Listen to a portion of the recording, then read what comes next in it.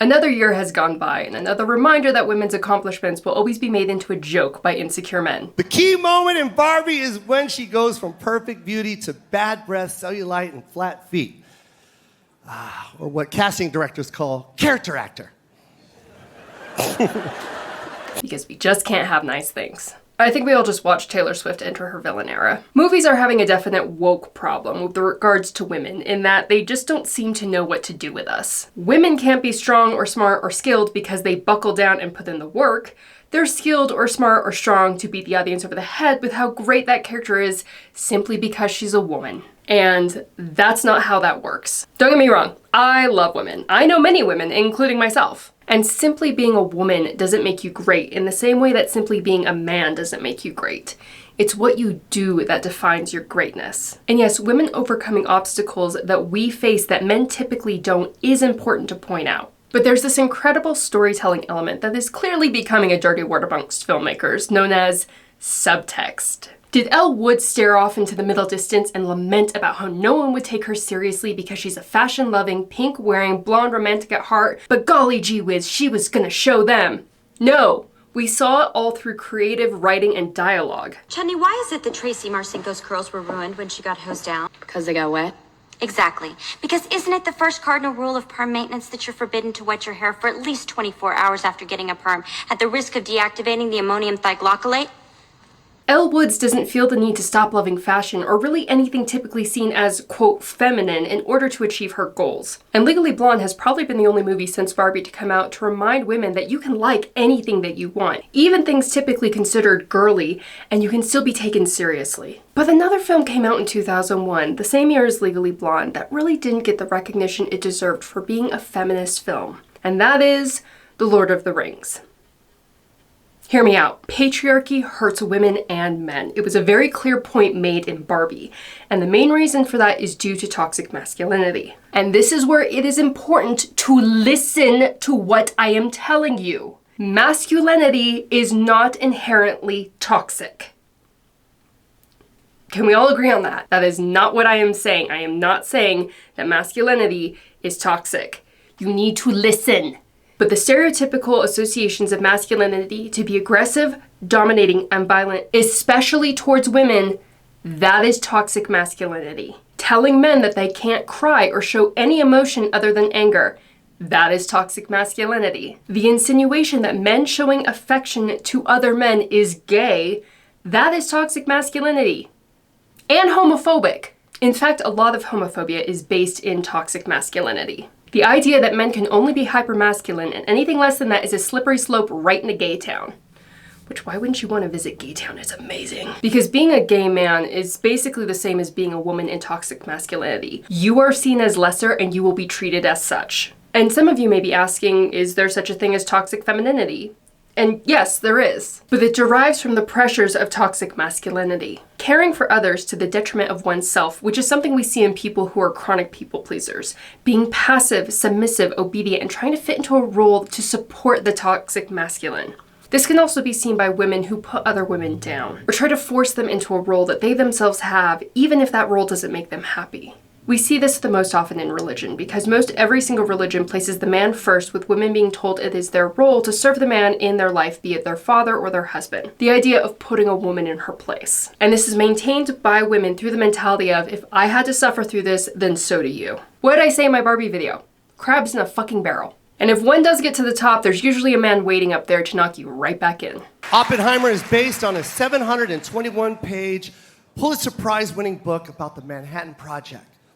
And Barbie is on a plastic doll with big boobies. If Will Smith can punch Chris Rock at the Oscars with pretty much zero repercussions, why can't we let Greta Gerwig give him one uppercut? I'm just kidding. Violence is never the answer. Until it is. But The Lord of the Rings is the perfect example of positive masculinity and positive femininity, both of which are good for women and men. So, if you haven't seen it, The Lord of the Rings is a story of 9 dudes of varying heights taking a very long walk to toss a cursed trinket into a volcano. Hijinks ensue along the way.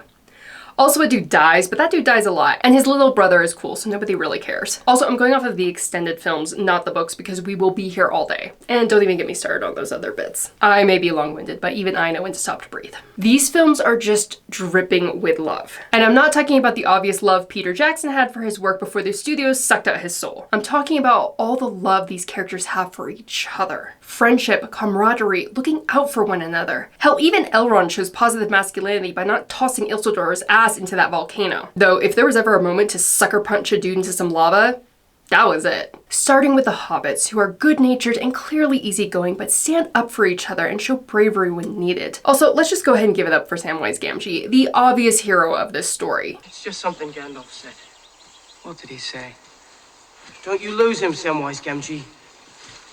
I don't mean to. Of all the sidekick Sams out there, he is clearly the greatest of them all. As an expert on Sams, I would know. Next comes Aragorn, around here he's known as Strider, son of Arathorn.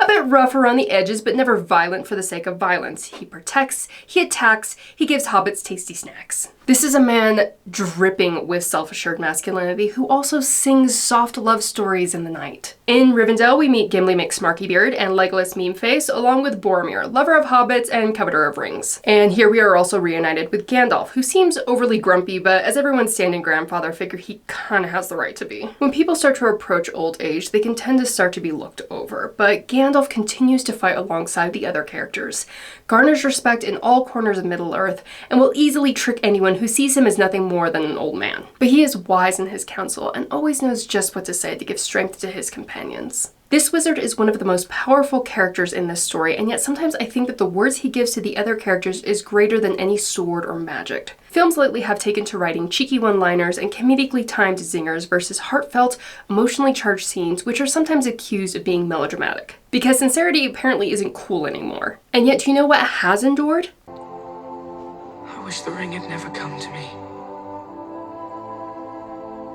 I wish none of this had happened.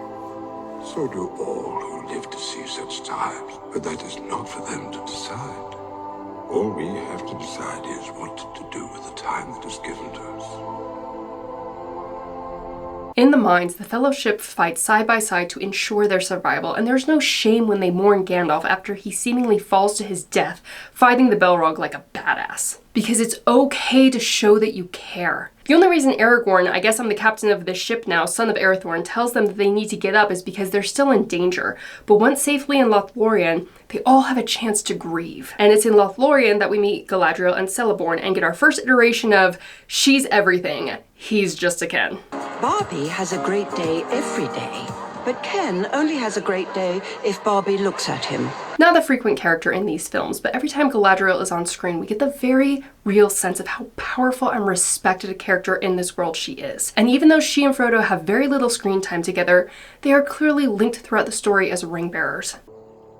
You are a ring bearer, Frodo. To bear a ring of power is to be alone. So everyone is on their merry way when Boromir has to be a big doo-doo head and try to take the ring from Frodo, and it is here we see how devastating the ring can be. While Boromir is almost immediately played up as an antagonist and a showcase to the weakness of men against protagonist Aragorn, Elzar so cool and I wish I was one of them, son of Arathorn, we do see later in the films that Boromir is a beloved captain and caring brother. Because it's almost as if Sauron and his ring are symbolic of toxic masculinity. Saruman and his orcs are violent, scorching the land and killing each other for no other reason than to feed their hunger for power and to dominate those around them. Boromir is tempted by that power. Although he claims it for a noble cause, he has been told time and time again that he wouldn't be able to wield it, yet his ego keeps telling him otherwise. And when Frodo denies him the ring, he becomes violent. Because toxic men don't like being told no. This is in stark contrast to Aragorn. I would have gone with you to the end. Son of Arathorn, who could easily take the ring from Frodo, is tempted to do so, but refuses it. Boromir does redeem himself, realizing that trying to take the ring was wrong and shows up to save Merry and Pippin. Also, can I give a shout out to this move by Legolas right here? I was at one of the first showings of this film because I was in an advanced English class, and so we as a class, were able to get tickets and skip school to see it on the very first day it came out. Well, a lot of the fight scenes were getting cheers when Legolas stabbed an orc with an arrow and then shot that arrow. Everyone cheered. I was 14 and I still remember how cool it was to see that for the first time. And honestly, all of these fight scenes are so great. Unlike fight scenes today that are full of CGI and edited to ribbons, these ones have fantastic story beats of their own, allowing different abilities and fighting styles of each of the characters to be shown. Cause yeah, you can still be a warrior and have positive masculinity. Boromir admits that he was wrong, while Aragorn, I would never disrespect my brother by hiding my tears at his passing, son of Arathorn, assures him that he has kept his honor. And that is a man. And it is here at the splitting of the Fellowship that we get our strongest pairing, Frodo and Sam. Though mostly Sam. I made a promise, Mr. Frodo. A promise.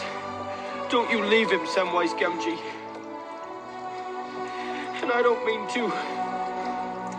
I don't mean to. Oh, Sam. I also love the juxtaposition of Frodo pulling Sam out of the water and then Sam pulling Frodo back up onto the ledge in Mount Doom. Oh my god, friendship! And these grow throughout the series, not just Sam and Frodo, but Legolas and Gimli, who started out maybe not hating each other, but very clearly disliking each other, to respect, to friendship. I thought I'd die fighting side by side with an elf. What about side by side with a friend?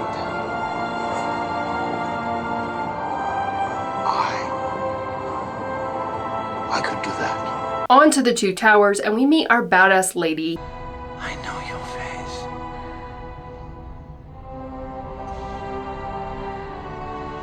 Éowyn.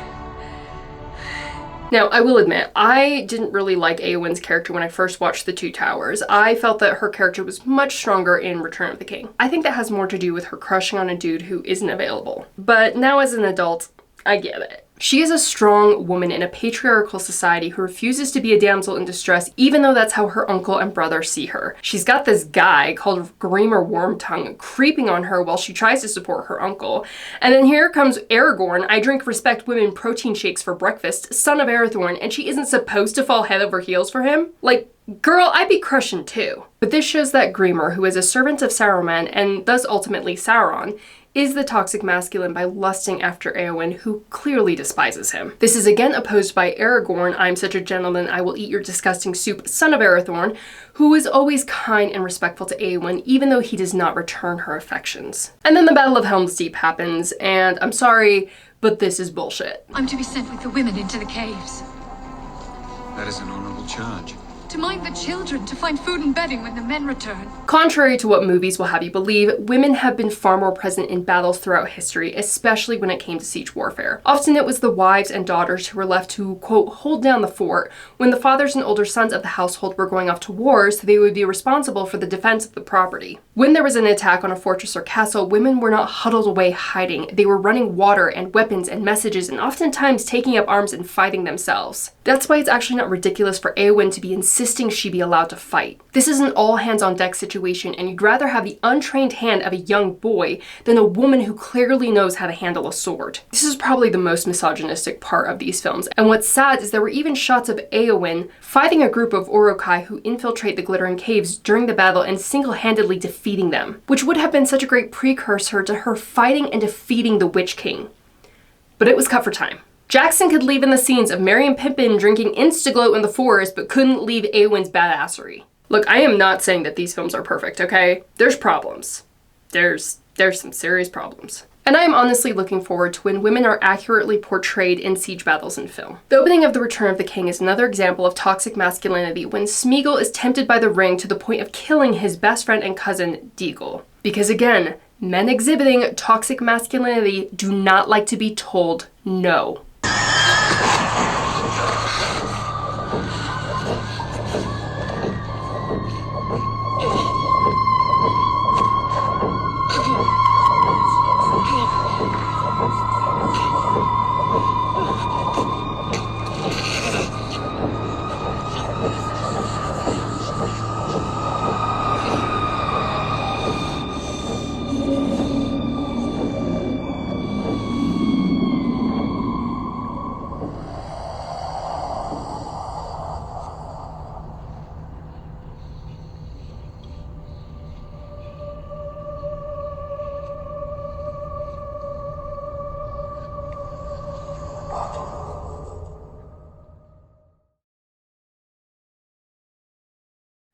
Of all the heroes of this film, the men of Rohan are really the only ones who exhibit toxic masculinity, especially with regards to women. Vengeful, proud, and staunchly patriarchal, even to their own detriment, by not allowing women to fight in the Battle of Helm's Deep and the Battle of the Pelennor Fields. But we do see Theoden move into his positive masculinity with his mercy towards Grima Wormtongue, whom he previously wanted to kill, in his admitting that the victory of Helm's Deep was not due to himself, but Aragorn ride out and meet them son of Arathorn, after he'd previously turned down all of his advice, and going from scorning Gondor for their lack of assisting his people to the famous The beacons are lit, City!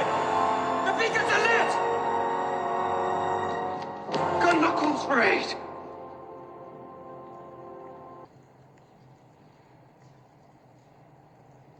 And Rohan will answer. He's putting aside his pride and ego to be the strong and compassionate leader that his people need him to be. Because there's nothing more toxic than an overinflated ego, which really only ends up hurting yourself and everyone around you. Though he initially accepts Merry's offer of a sword, then later denies him the ride into battle, it's for a good reason. Merry would be an added weight on a horse already carrying a fully armored man. So it works out that he rides with Éowyn, as both of their weights combined would equal a grown man. But we're going to come back to that pair of badasses. But let's instead focus on the perfect dichotomy of toxic versus positive masculinity in Denethor and Faramir. Denethor is consumed by his own pride and ego, clearly seeing himself as a steward to be in place of the King of Gondor. He doesn't care that he asks for the impossible when he expects Faramir to hold Osgiliath, or that his orders for him to retake it are completely foolish that will only lead to more men dying. He just wants his orders to be obeyed and doesn't care about the consequences. Because remember, a toxic man can never see himself as being in the wrong. And he believes that if Faramir truly loved him, he would be able to do what Denethor wants, and if he can't, then that makes Faramir weak and proves that he doesn't care about his father. It's basically a no-win situation for Faramir, who does love his father and does want to please him. And he has the wisdom and understanding to know that he had to send the ring on with Frodo to be destroyed, an absolutely correct decision for which Denethor curses him. I ask only for the strength to defend my people. If you would but lend me the ring. I would not use the ring. Not if Minas Tirith were falling in ruin and I alone could save her. When Faramir points out that Denethor would have preferred that he'd taken his brother's place and thus been the one killed, Denethor's admittance that yes, he would have preferred that is what drives Faramir on the doomed mission to take back Osgiliath. And then we get this scene, and I can't decide which is more horrifying. These men rushing off to their deaths on the order of a man, or these table manners. I actually think I hate Denethor more than Sauron. Kind of in the same way that most people hated Umbridge more than Voldemort. I know we have our big fantasy baddie, but there's something about the fact that terrible people in real life often act more like these two that really gets under your skin. Back to Frodo and Sam, and we see the tug of war between Sam and Gollum. Sam is clearly trying to take care of Frodo to the best of his abilities and sees exactly who Gollum truly is, but Frodo has to overlook that because they need a guide. Unfortunately, he also has misguided compassion for Gollum, and it is in this that we actually see a representation of toxic femininity in one of our male characters. Okay, let's segue for a moment. Both women and men have feminine and masculine energies, and this is typically seen in Eastern religions and spiritual beliefs. The yin and the yang symbol is a perfect example of this. The problem is when we wholly assign femininity to women and masculinity to men, when in reality we should be seeing them equally within ourselves. Now, this is something that leads people in discussions about the gender spectrum, gendered activities or clothing choices, or a lot of things I'm just not going to get into, because that's not what this is about. This is about the equilibrium within ourselves, and it has nothing to do with gender or sex because everybody has this. It's really about whether you're more in your feminine or your masculine, when in reality you should be in both equally. There's a lot more we can discuss on this topic, but the point I'm trying to make is that both women and men can exhibit traits of toxic masculinity and toxic femininity. Which is what we see Frodo doing here. Sympathy, empathy, and compassion are strong traits that everybody should have. But having an overabundance of those traits towards someone we know is going to do us harm is not good. And this is a mark of toxic femininity that we discussed earlier, caring for another to the detriment of oneself. Frodo sees himself in Gollum, or at least what will happen to him the longer he has the ring, a thing which he both hates and loves. He knows that Gollum wants to hurt him and take the ring for himself, but he desperately wants for Gollum to change because it means that there's still hope for himself. Kind of an offshoot of the idea of my love can fix him. No, it can't. And it leads Frodo into Shelob's cave and Sam to show that he is the actual hero of this film. Now let's get back to Éowyn and Merry. Éomer rightly suspects that Éowyn intends to ride into battle, and even though they are discussing Merry, he tells her that war is basically hell and horror and that war is the province of men. And I'm not going to say war isn't hell. It is. But Éowyn also has a point that really anyone should have the right to fight for themselves and those that they love, especially when it means losing will result in their enslavement or death. So Éowyn and Mary end up riding into battle together, and it ends up being to their advantage. While the other riders struggle to take down the war elephants, Éowyn is able to have Mary hold the reins so she can use both hands to attack. And while she does kill the Witch King before that, she's kicking ass and fighting for her uncle. When the Nazgul attacks, she's the only one to stand between the Witch King and Theoden. And she's not blindly brave. She knows what she's up against. She has fear, but she fights anyway. And because she brought Mary along with her, he's able to distract the Witch King so Éowyn can get the upper hand. Now, up until this point, we've been seeing Éowyn constantly pushing back on the binds that patriarchy and the men in her family have put on her. Told that she has her place, that she's nothing more than a helpmate for men. She's been lusted after, shoved aside, rejected, and told she has no right to fight. Had her skills and courage constantly doubted, and her tenacity labeled as foolhardy stubbornness, all because she is a woman. So when she says the words, I am no man, there is so much more behind them than just fulfilling some prophecy. She has been told her whole life that she is less than because she isn't a man, and yet she just showed more bravery and heroism than any of them. I will kill you if you touch him. She is no man. This concludes the Battle of the Pelennor Fields, and in my opinion, one of the best death scenes on film.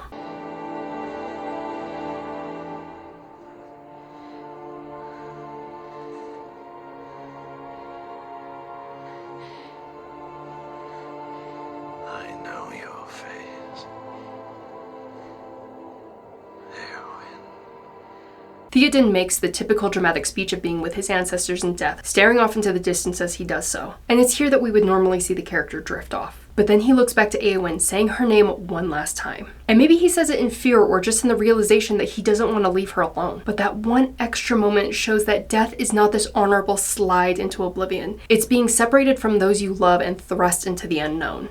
And I love that they showed that. It makes the moment hit just a little bit harder. Afterwards, as the remaining soldiers are going amongst the fallen, we get the anguished cry of Éomer, a man who was still exhibiting toxic masculinity towards Éowyn, now openly sobbing while he cradles his sister in his arms. And we also get to see Pippin, alone on the field after sunset, finally able to find Mary. Mary, it's me. It's Pippin. I knew you'd find me. Yes. Are you going to leave me? No, Mary. I'm going to look after you. Now, the characters in this film are often mocked for being gay, for how caring and affectionate they are towards one another. First off, if you don't love your friends to the point of other people thinking you're gay, are you really friends? Second, what exactly is so wrong with being gay? And third, while I do love the idea of more gay representation in films, it's also important for us to have representations of positive masculinity. And men have every right to see themselves as strong, brave, and affectionate towards their male friends and non-romantic female relationships. Éomer weeping as he holds the body of his sister, whom he thinks is dead, does not make him weak. It doesn't diminish him as a leader or a warrior, because men are allowed to feel things. When our heroes meet with the emissary of Sauron, a dude who seriously needs some chapstick and a dentist, the emotions that Merry and Pippin show at the idea of Frodo being killed are manipulated by the agent of Sauron to be used against them. The toxic masculine sees all emotion outside of anger as weakness. So we have the perfect example here of Sauron's agent using the love that these friends have for each other to hurt them, hence why Gandalf tries to silence them. Nevertheless, they will not abandon each other, and the rest of the Fellowship face certain death to give Sam and Frodo their best chance to destroy the ring. They're willing to sacrifice everything to defeat this evil. Battles ensue, friends fight valiantly to protect each other, and in the fight of who will claim ownership of the ring, it is ultimately destroyed. And once released from the evil and influence of the ring, Frodo has his first joyful smile since taking ownership of it. Because you cannot experience true joy with a toxic burden like that around your neck. And while Frodo is celebrating the end of their journey, Sam is mourning what they sacrificed to make it. Rosie cotton dancing. She had ribbons in her hair. If ever I was to marry someone, it would have been her. It would have been her. I'm glad to be with you, Samwise Gamgee.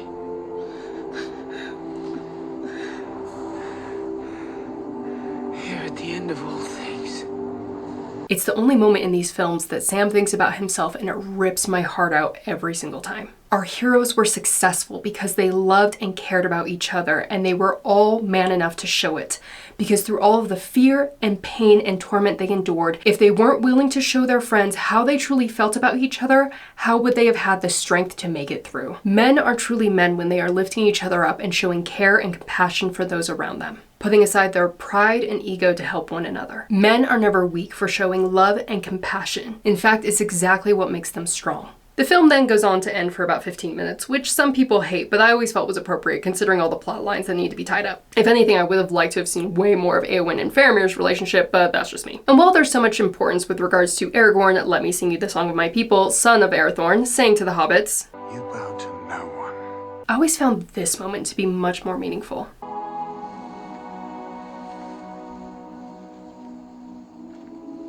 The last pages are for you, Sam. Because it's not so important to have the love of strangers as it is to have the love of friends.